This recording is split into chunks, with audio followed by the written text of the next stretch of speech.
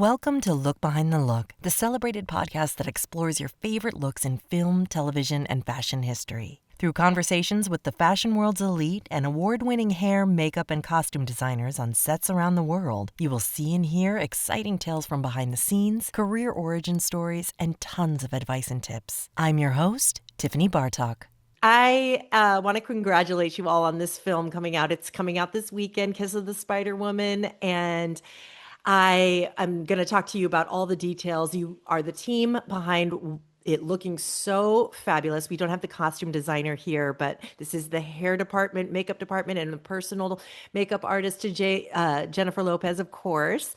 And Scott, you've been with Jennifer for decades. 25 years. I mean, and that's longer than my anniversary. So I know how long that is. So, can you tell me how you guys all came to Kiss of the Spider Woman and when you each heard about it happening and how it all came to fruition? Hmm. Sure. I had worked with Colleen Atwood. Okay, Colleen Atwood did the Worked on it costumes for 2 Kiss of the years Spider Woman. before, and she's worked with Bill Condon, and she had meetings with Jennifer and all that. So she kept, I think, pushing my name to Bill and to Jennifer. Fantastic, fantastic. So I have to thank Colleen for that. Yeah. Great. So you were familiar with how she worked. Had you worked together on anything that we love? I mean, the first time I met her, I think, was like 40 years ago. Oh my God. Yeah. Amazing. Yeah. Oh, And so Michelle Pfeiffer and Dennis Haysbert, and it was called Love Field. It was a feature film. And then I saw her again years after that, but then it had been a long time. And then we just worked together on Pain Hustlers. Because Okay. I Emily Blunt a lot. Not everything, but a lot. Yeah, I saw Pain And, Hustlers. Yeah, it was so good. yeah. So, Yeah. so Okay. we connected on that. And so she kept pushing my name to the gang on Kiss of the Spider Woman. Fantastic. And then Maya, how did you come on? Yeah, so once Michelle got hired, Michelle recommended me, so I have Michelle to thank. Wonderful. And Scott, you'd been talking about this for a long time For with 25 Jennifer? years. Really? Yeah, Yeah. Jennifer and I, it's funny because when I first started with Jennifer, we would, be on the road and touring all over with Yeah. the albums and everything. And I was like, we would just have a lot of downtime. And, Of course. and I'd go, what do you want to do? What do you want to be? And she was like, I want to do a musical. And I'm like, oh my God, that would be so much fun. We both had a love for musicals. So oddly enough, it was less like after, a week ago when this was coming out, I said, I texted her, I said, we finally did a musical and we did it together. Oh And my my first film with her was Made in Manhattan, so Of I course. came in and I had to do all the beauty scenes where she became, the princess. It was the Cinderella part of the course. story. Yes, I remember you working on that very much in the, what I think I saw pictures in a magazine. We were in print. I had no We were- idea what I was doing, mind you, at all. I was like, I'm used to music videos, magazine covers, and all of a sudden it was like, I'm on a movie set. I'm like, what am I doing here? But Yes, I want to talk to you guys about that. How did you work together in that realm? Because I know what are some of the main differences that you can tell people between the movies and the beauty makeup and the music video world and how did those worlds collide with the three of you working as a team? does anybody want to go first, or you want me to No, go first? Scott, you. Yeah, okay. Thank you. I think collaboratively, I think we all work together as an amazing unit. Michelle's hair was like, it was not to be believed, honestly. And it made my job so much better. You can paint a face to death, but if the other elements are not there, wardrobe, hair, and the other cast members, it just doesn't work. And Mhm. together, without us, I feel like without our departments all working in tandem, we would not have had the success of this film that we have had, the way it looks. And because everything has to gel together. Right. And Paul Kelly with the sets too. I mean, he made these elaborate sets that, and then, once we do all this beauty work and then it's placed in this environment. So that's all the elements were there and we all work together so well. For me, being on movie sets, when I had the opportunity to work with Tobias. Tobias was the director of photography. And I sat with him the entire film, every frame. And we talked about lighting and temperature of lighting. It was our first conversation was like, he goes, wow, makeup artists don't talk like this normally about lighting. Lighting's my thing. It's like, you know, it's everything. It tells me whether or not what type of foundation I'm using, what, you know, and with Jennifer, she's, you know, she's Latina. So I had to change her entire skin tone. And then they're saying, okay, we're doing this in Technicolor. So you got to think this is going to become saturated. So how much red am I using? Because red is going to just be like blush is going to turn into 3 times the amount of what it should be. Oh, I wasn't aware. I'm so sorry. I didn't see that in the notes that it was shot in Technicolor. That's amazing. Well, I think it was shot modern, but it was made to look like it was in Technicolor. Oh, yes, of course. Okay. Yes. Technicolor actually doesn't, you can't actually technically shoot in Technicolor because it doesn't exist anymore. Right. But the way they've styled it is but it did, the it's saturation like pushing all the saturations is what it is. Yes. That's what Technicolor was ultimately. Yes. So when I entered into this conversation, you know, Jennifer brought me on board and my first meeting was with Tobias and I said, what are we shooting? Are we shooting tungsten? Are we shooting with HMIs? Are we shooting with, you know, RE lights? Are we shooting with, you know? Yeah. And he was like, whoa. I was like, well, all that depends on how the skin looks, you know? Yeah.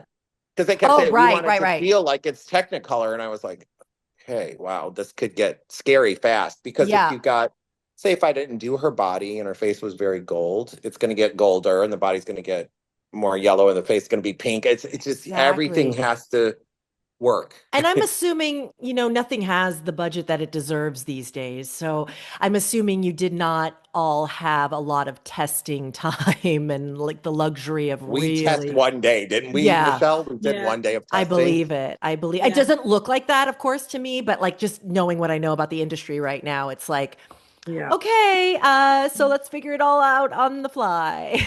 Well, like it took when they did those other movies like Wicked, that they had almost a year on set. We did this in a month and a half. Yeah. Wow. Yeah. A month and a half. Yeah, scary. Yeah. Sure. We were flying. Sure. I think I flew to LA 3 times. Okay. To do like really quick tests with Jennifer, but it was mainly to like the first time Scott couldn't come, so I was making decisions about the color of the hair. But I was like, he knows what he's doing. He'll make it work. He knows what he's doing. But normally honestly, you didn't come with one bad hairstyle. Like it was. I actually talked about you the other day, Michelle. I was saying, you know, because they were talking about how the characters change a little bit, the 3 characters. Yeah, and it was like. Michelle kept, you know, it was the hair dictated how the face looked too, you know, because Michelle would like the hair was a little tight, it was a little buttoned up, and then it was looser, you know, and then of course we got the Spider Woman, but then she goes into that Latin dance, that beautiful with the congas and the big, you know, orchestra. It's like, oh yeah, you want that to fly around. Yeah, and it was amazing. Like it's just makeup was incredible on everybody. And I want to give props to my team and Dennis Bailey. Maya was amazing. Like Maya did such a great job. Like, Maya, yeah, it was beautiful.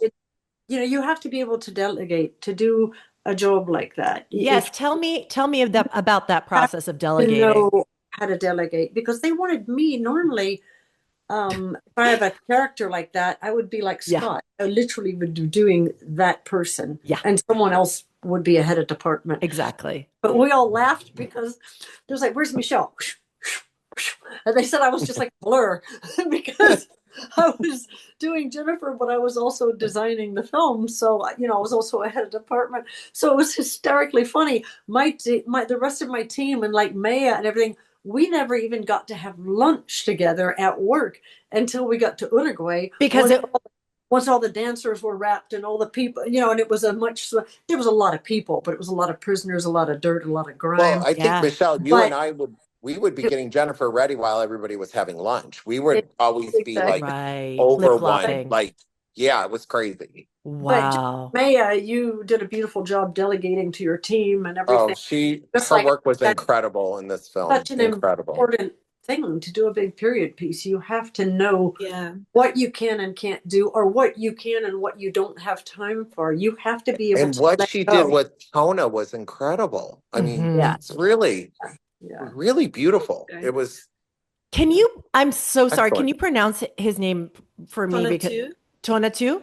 Okay. Yeah, tell me about his transformation because that, Yeah, I Go. mean, Tona, I'm gonna call him Tona just uh-huh. for his name is Tonatiuh, but um He You likes know, he's he had very clear ideas. I mean, oh, also I want to say he put his heart and soul into this movie. I you mean, can tell. and he definitely had very clear ideas on things. Not necessarily I want to look like this, but he knew what he liked, you know? Mm, And so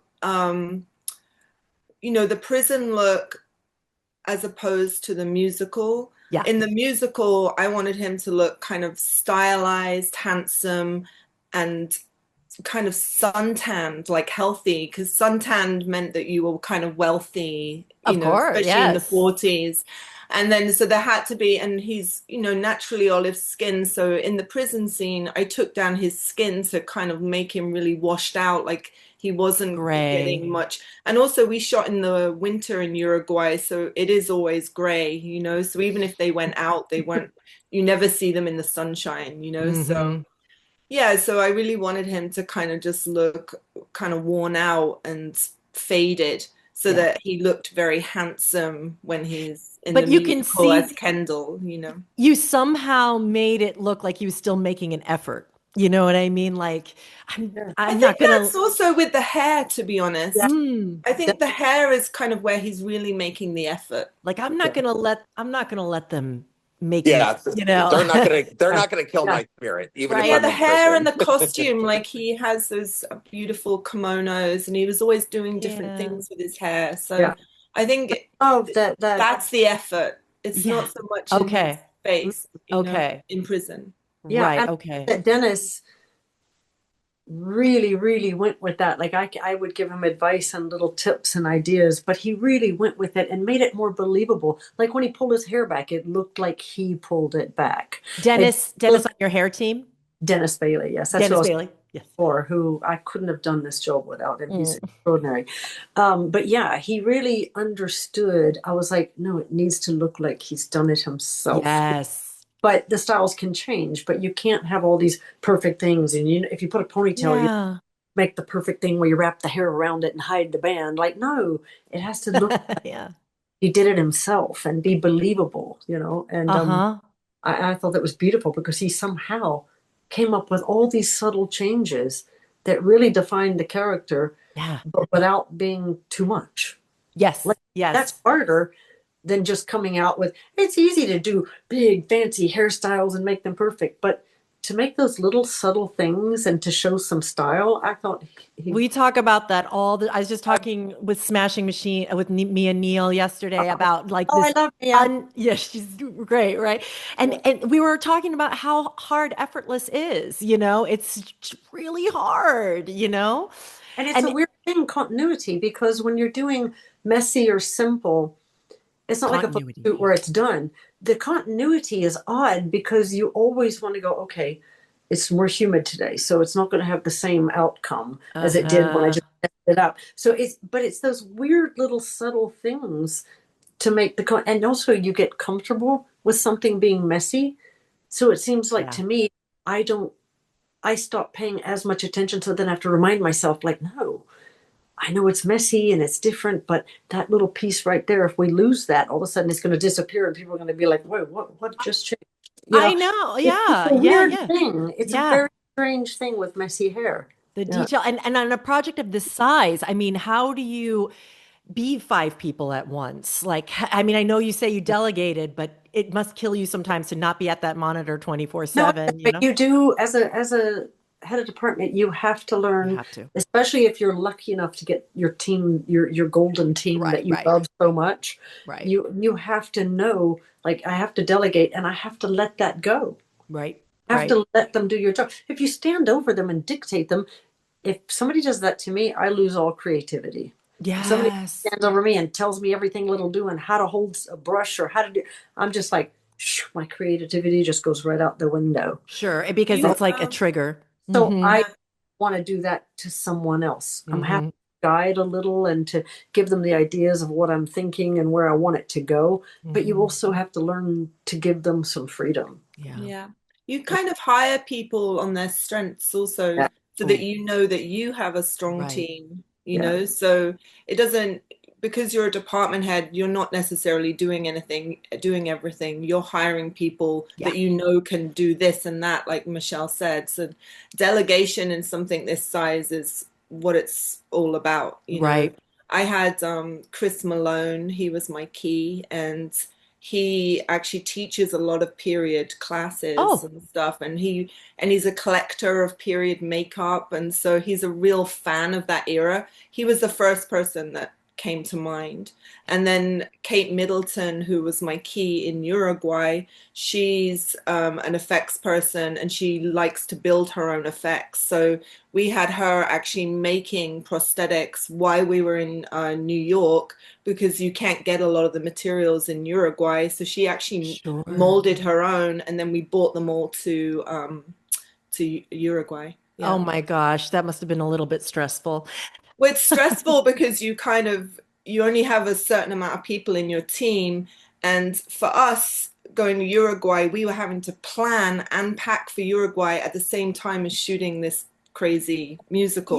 So you're kind of losing one person of your team who's already organizing for the next step, you know? So, yeah, and then we had Brittany Rose, who was a supervisor who ran all the background and the dancers, and so it was particularly stressful because Uruguay has a lot of rules for what you can import, and a lot of it is alcohol based, and with makeup that is a disaster. So and hair, hair products, makeup products, a lot of liquids. So. And imagine if you guys you couldn't make this now, I feel like. I mean, everybody is with the tariffs, and oh my God, I can't imagine. Oh, I manufacture products, so Yes, you know that's fine. The tariffs are a good time. Oh Lord, Lord. Let's not even talk about that. What was your favorite? I want to ask each of you what your favorite number to work on was, or what section of the film was to work on. Go ahead, Scott.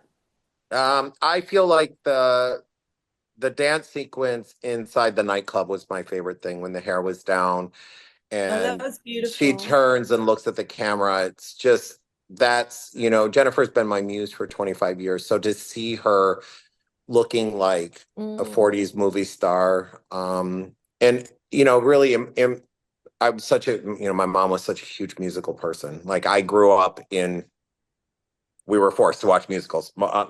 So for me, I was like, my mom would be so thrilled with this film. Like, my mom's passed away, but if she was here, she would have absolutely loved this film. She certainly had a part of it, I'm sure. Yeah. Oh my God, huge part of it. And so my feeling was, I just kept thinking Gilda. I kept thinking, because really Rita Hayworth was a Latina, and she, really transcended into that Hollywood starlet. And I was like, how do we channel that? How do we bring that? How do I give Jennifer every single tool that she needs to become these characters? It's such a huge thing. Yes. And it's and without it, it's kind of funny. It's like, singing without a band, or dancing in a room by yourself with no backup dancers, or or whatever. It's just, it's interesting, but not the same effect, right? So I was like, what can we do? How does this look? And I just remember Michelle bringing in that hair and brushing it out. And I remember that first scene where it was just like, it really just, it brought tears to my eyes, honestly. Yeah, of course. Because you're seeing this thing come to life, Because you shoot things out of order. That was the For me, we did that on like day 3, didn't we, Michelle? It was like day 3 or something. It was like, they were like, Michelle's like, we did that gold dress first, was the first real thing that we did to die for. And then like 2 days later, I think we were in the club scene. For me, it's the lipstick. Are you going to tell me you made it, or can you just tell me what lipstick it was? Shit. I did.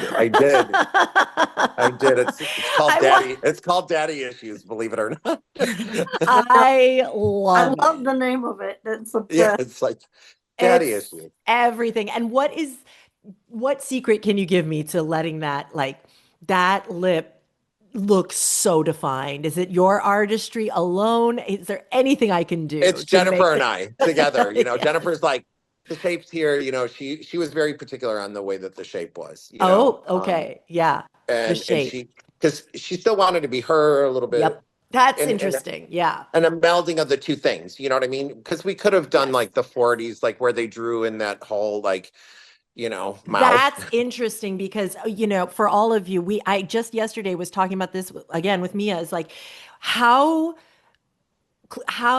dedicated do you stay to the period, and how much do you, like, I always use the example Maria Both. with Angelina Jolie. Like, do you go for the nose, or do you let her be Angelina as Maria? Well, You know what I I mean? What do glued you down do? her eyebrows every day. I mean, Yeah. it was like Elmer's glue on the eyebrows. Like And that was like an hour every morning, just yeah, splitting hairs with Elmer's glue and literally. gluing it down and then covering it. And then, because really women don't change, eyebrow shapes change. That's what changes. That's what defines eras is Yeah. eyebrows, believe it or not. It's everything, right? It Yeah. changes everything. It's like, we had silent films, people drew in their eyebrows. Then they were growing in and they were thin in the 20s. Then we got into the 30s and it was a half moon. Then we got into the 40s. And then by the 50s, we were an arch. It's like there was a Yeah. dissension in eyebrows. I did like 10 videos on this. Like I took one woman through 100 years. I remember. Yeah. I remember. Yeah. That was great. So that was like that whole journey on like, and I realized in the end, it was just the eyebrows that changed. Interesting. Yeah. Women do not change. It was hairstyle and eyebrows. And Yeah. everything in between was just like, hey, it's makeup, it's beautiful, it's this, it's that. Maybe it was blue eyeshadow, maybe it was a wing liner. But at the end of the day, it was the eyebrow that defined what era we were in.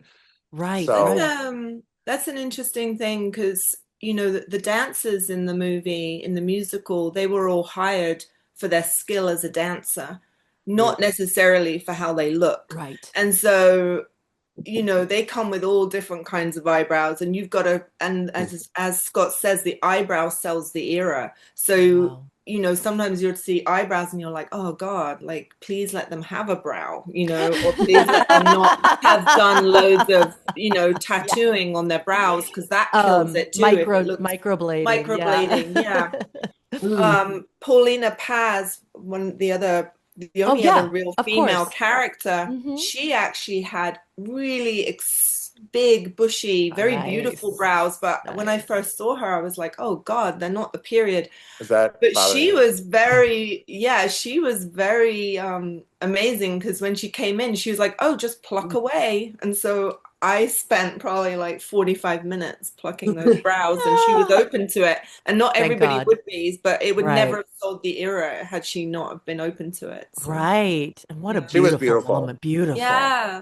Yeah, she was like, and she was great. Her whole on-screen presence was awesome. Beautiful. Yeah. Beautiful. And was there anything? Maya.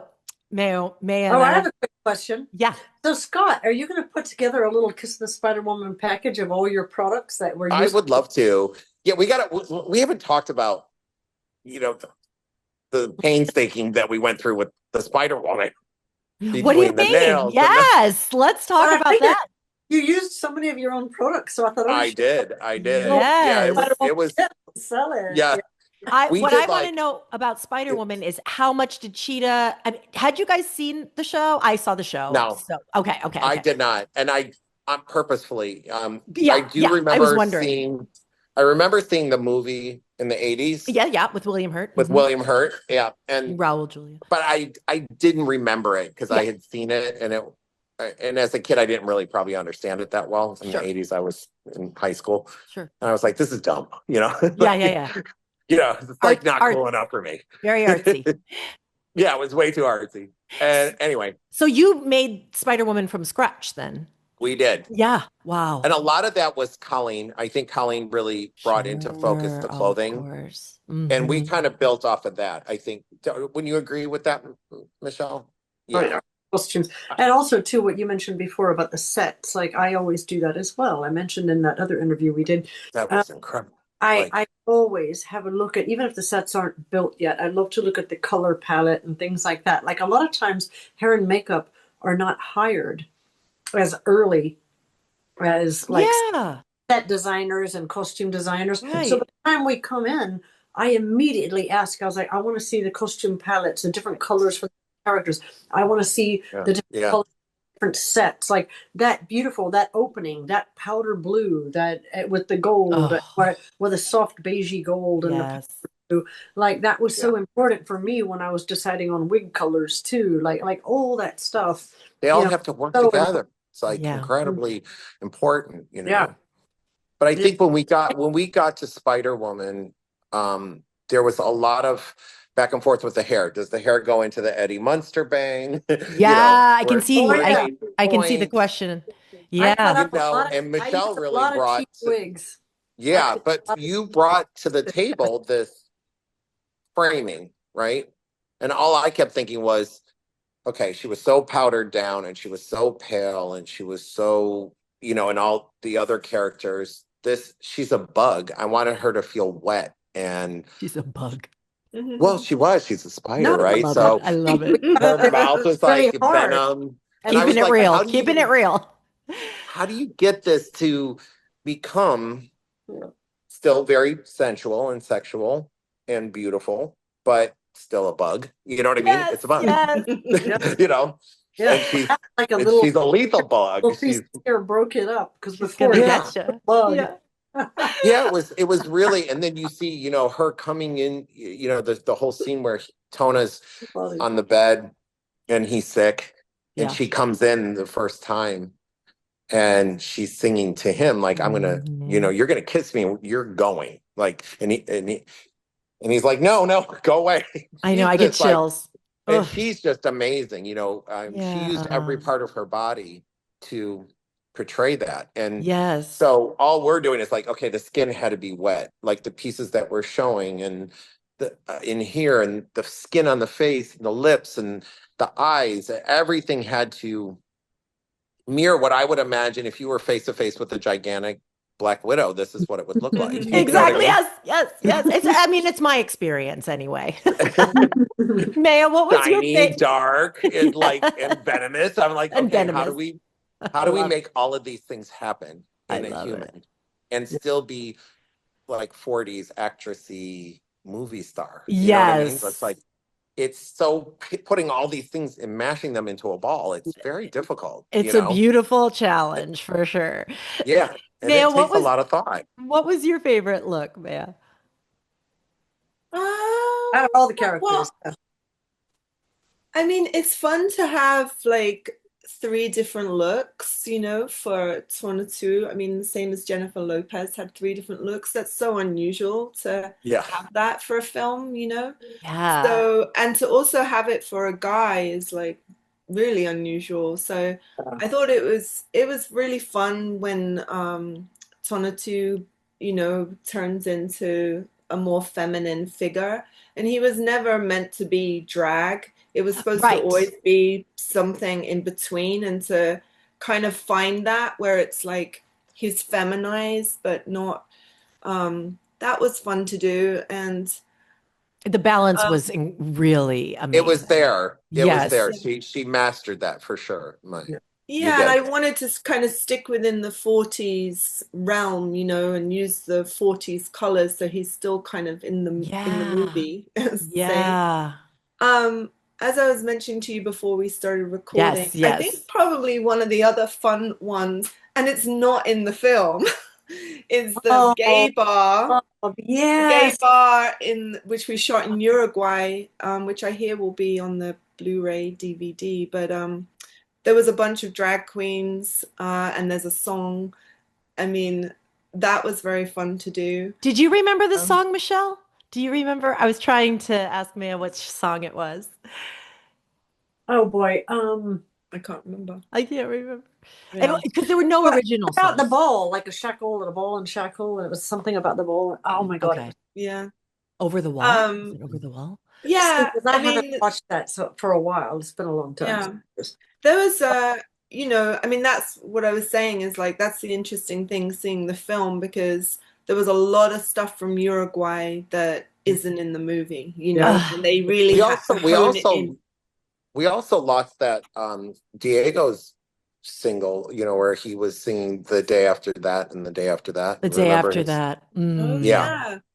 that was Yeah. cut too from the film, and I thought that was a really beautiful It's a beautiful with song. the Yeah. candles. Yeah, and it was. I was And you I know, I surprised. think if you're a fan of the movie and you get DVDs, it's really worth getting it because I'm sure all these things will be on there. Yeah, So yeah. Yeah, And there's it's there I wanted to make really quickly. I love Diego Luna's his subtleties with his character. I thought were really beautiful. and Because his singing voice too. Diego has that Mm. character that goes in it just progressive, it's got such an arc, it goes in so many places. Yeah. For me, sometimes it's hard for someone like the character that Diego Luna played because it's not as exciting or different or whatever. What he did in his past was super exciting, but to do that and to continue here, we're not supposed to be talking about acting. We're supposed to be talking about hair and makeup. Oh, But I just said, wow, because to be that subtle and profound was really beautiful because I that's agree. really hard. I just said the same thing about his singing. That the scene where they're in the dark room and they're Yeah. singing, Yeah. and yeah. And I in the thought that's my favorite scene in the movie. By yeah, the way, in the square, he's got that just soft but kind of slightly high. It was pretty beautiful. Really It's beautiful. it's tough with him because he's got that baby face, Yeah. and but he really looked like he had been through it. Like he's Oh. kind of got the Ralph Macchio problem, Right. And he came off like with the help of you guys and the performance, he really looked like Yeah. I believed Yeah, it. we can only do so much. They have to be able to Yeah, act, yeah. you know? Maya, don't you love that scene where he and Jennifer are dancing in the dark room? I do. Oh, I yeah. really love it. It's Amazing. it's so Really romantic, and beautiful. it's so Yeah. feels like you're in a big film, Yeah. from And there's that era. subtleties Yeah. that Jennifer did in that I was impressed with in that one particular scene. Do you know when he sits next to her and they're facing the back wall, you just see the back of, and he acts like he's going to kiss her. And I love the way she just kind of subtly does this. And you only see it from the back, but you can literally imagine her kind of going, Yeah. like shying away. Like, wow. I didn't Yeah. even, when It we were was watching so the beautifully. every day, you don't notice it so much. But there was I was impressed. That was Yeah. really Yeah, it was beautiful. That whole scene was just, and Yeah. them moving just dancing and twirling together, and yeah. all the film and the picture going onto the floor, and And then Yeah. he was great. He really danced really, because Yeah. Jennifer is such an amazing dancer. Yeah. So it's intimidating. I don't care who you are when you have to dance with her. You're like, okay, I'm intimidated. Also, So that wasn't he Diego's really background, rose. so he was really in a whole new realm, Yeah, to be right. dancing and singing is like, and he rose to the occasion for yeah, sure. totally. Yeah. And Sometimes like Also- one other thing that I thought was gorgeous was I watched before they hired Tonatiuh, I watched some of the audition tapes. They were allowed me to watch them tell us. about hair. Tell us everything, Michelle. And I Spill will. the tea. I literally cried when I watched the audition tape. Diego's. When he's singing about how lucky to be a woman, that song, his audition Thomas. tape will make you cry.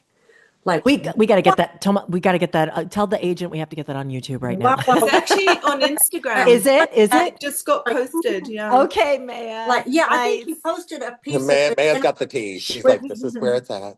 I think he I love posted it. something that is mixed up with what the footage and Okay. some of his- Oh, a mashup. Yeah. it's a mashup, but it's quite cool. But Oh, I yeah. was like, what? Wow. And then that scene where Diego finally touches him for the first time and his chin's just quivering. Oh my God, I shed a tear. Like, oh, Yeah. He was very good. Yeah. Beautiful. And let me beautiful. tell you, beautiful. all of that without Bill would not have happened. I mean, Oh, Bill is Condon. just Yeah, right. Bill a Condon. visionary. Absolutely. And it's such a pleasure. That was one of the nicest sets I've ever been on in my life. Yeah. Like the whole entire crew, everybody was working for the same reason. Right. And- Right. And it was beautiful. I mean, when art comes together like that, it's incredible. Yes. Maya, did you have something you were going to say about Diego? About Toma, Maya? Oh, I was just gonna say, another interesting kind of makeup thing, for Armando, which is Diego's Okay. Yeah, character yeah. in the musical, is you know, that he had when he was getting beaten up in jail. Yes. Then in the musical movie, he has these references to it, but they're kind of more, for want of a better term, kind of cartoony. Like you would just have like a little red mark, and like so you would never. So in that era of kind of like the classic movies, you never did like realistic gory kind of wounds and stuff. So when he had these like burn marks on his belly, and they're referenced in the musical, but they're like little kind of literally almost like lipstick kind of like scratches, you know. And that was quite fun because it was very subtle. And Bill was like, oh yeah, just make it like, you know, you just do a little mark almost like a kid would do, you know. So interesting. Why was that choice, do you think? Because they, as I said, back then they didn't do a kind of a a more realistic gory makeup. And for the Flash, and it's for the also time, a musical, for the time. So it's not you know, it's not reality. You're taking people into an imaginary fun world. You don't want to see somebody with some awful, you know, scabby. Yeah, it's funny, you know. Yeah, so, cinematically, it was true to the time, because like you can see as you watch movies as we get older, you see like that is 70s gore, that is 80s gore, that is, you know, you can really tell. And the hair. Yeah. How about the westerns that were shot in the 70s? Yes.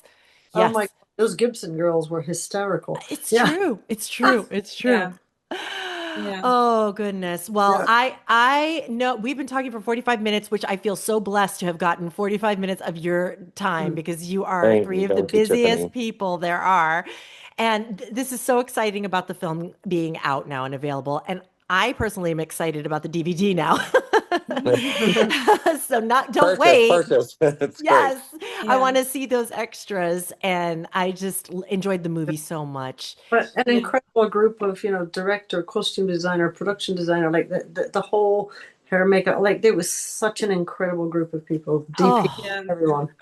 I'd also like to just give a shout out to the Uruguay team too, because oh my God, yes, the hair and makeup team there were amazing. Wow. And you never know what to expect when you go to another country, and where also not everything is available, you know. But what was amazing about them was if something wasn't available, they made it. Yeah, they know how to make things. So they wouldn't even like go, no, that's not available. They would just make it and turn up with it. Yeah, that's the difference, that is so creative and really impressive. And we realized like we just, you know, order stuff on Amazon, go to but there you can't do that. And so they were really impressive. So that's so resourceful. But the one that designed operas and stuff, like she did costume and hair and makeup for operas. Like they were amazing. Yeah. Oh my gosh. Well, congratulations again, everybody. And what an achievement. And I will be talking to you all soon. I'm sure there's lots more. Thank you for having us. Thank you, Scott, Maya, Michelle. Look Behind the Look is a Vinyl Foot production, written by me, your host, Tiffany Bartok, produced by Jace Bartok, and edited by Nicole Tucker. If you're interested in learning more, find our video version on the YouTube channel, Look Behind the Look Podcast. There you can see rare photos and clips from our guests. And please follow us on Twitter at LookBehindPod and Instagram at LookBehindTheLook. If you like the show, please rate, review, and subscribe. And tell your friends and spread the word. You can subscribe to us on iTunes or any podcatcher of your choice. Thanks for listening to Look Behind the Look.